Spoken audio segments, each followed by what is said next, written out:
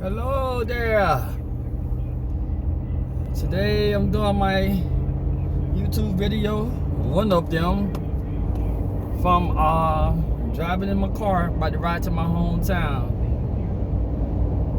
First of all, before I get into what I want to talk about, I'd like to say rest in peace to my daughter grandmother.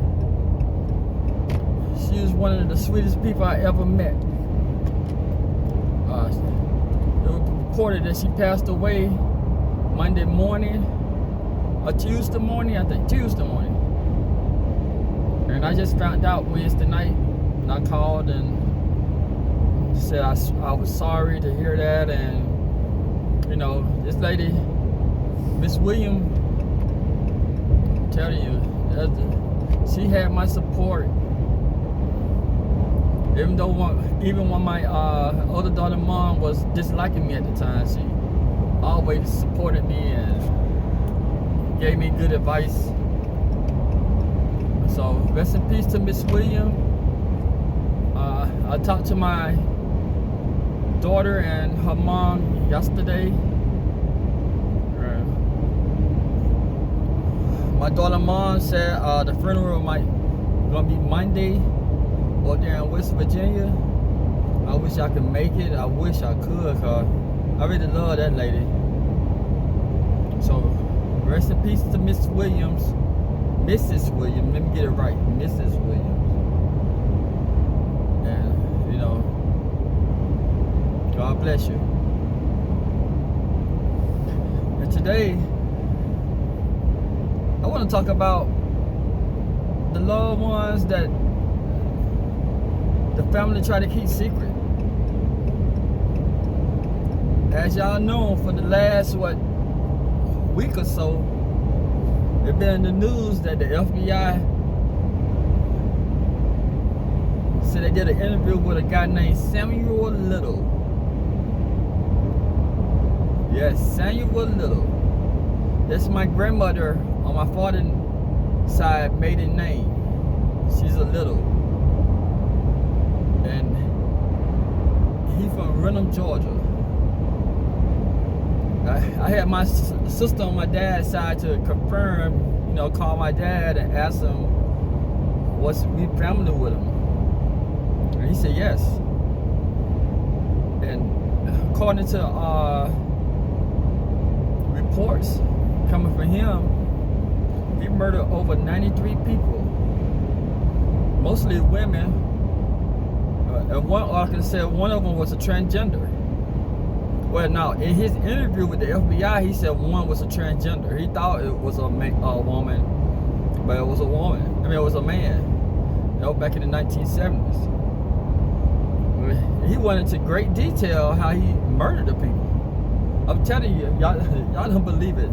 Some might not believe it, but the family members I met on my father's side, you know, people have great memories. So I wasn't surprised when he started breaking down and saying all the people that, you know, he murdered. He remembered from the city. He remembered from the cars that he drove at the time. He remembered the description for him. You know, in some of the interviews, it actually sounded like he was gloating instead of, you know, giving them, you know, it was like he was proud of what he accomplished. They ask him a question and he was just going in great detail. You know how y'all been clowning Tekashi? So my uncle went into great details about the murder that not my uncle. My cousin went into great details about the murder that he had committed. And, you know, like I said, it seemed like he was proud of it. And some would label him as the black sheep of the family. I just find it interesting, cause and then another thing, you know, they say he grew up in Ohio, but he was born in Renham, Georgia. So I believe the reason he ain't committing no crimes in that area, in Taylor County and Talbot County and stuff like that, because we got a lot of family members between the two counties. We got a lot of family members in those areas. So they said, you know, I don't recall where he said his crime started, but I know he admitted to killing people in 15 different states. They charge him, right now he charged for the crime, well, he been convicted for the crime of murdering the 3 people in California. And I think, I'm not sure he been convicted of the crime in the one that happened in Texas, but I know he charged in Texas. And he also charged in he gonna be charged in Alabama.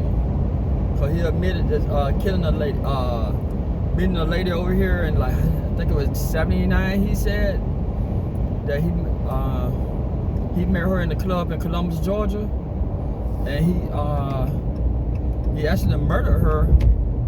He disposed of her body over there in Phoenix City. So that's why he been charged in Phoenix City for murder. And I think once Columbus, they're gonna do a charge on him. They're gonna charge him for kidnapping because he took a horrible. Even though Columbus and Phoenix City is like right beside each other, but he took over state borders. So he most likely gonna get charged for kidnapping in Columbus, Georgia.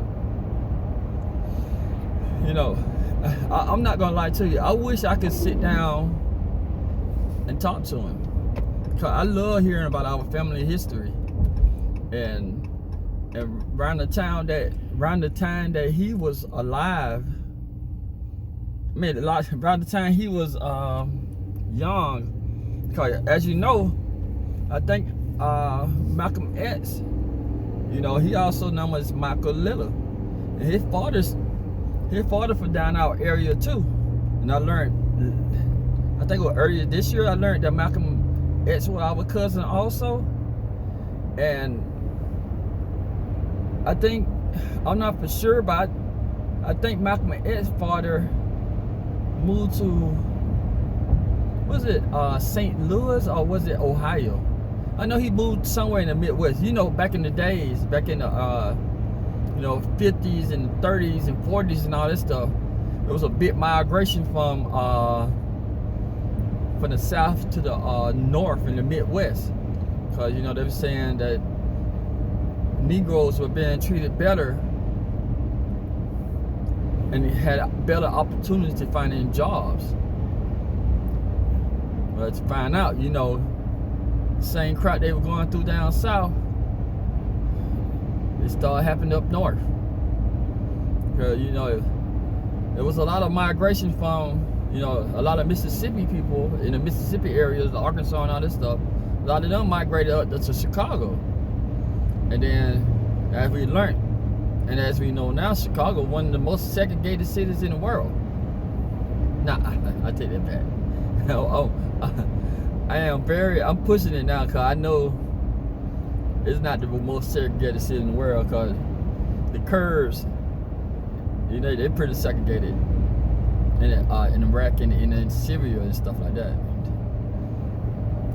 If I get a chance, I'm gonna come back and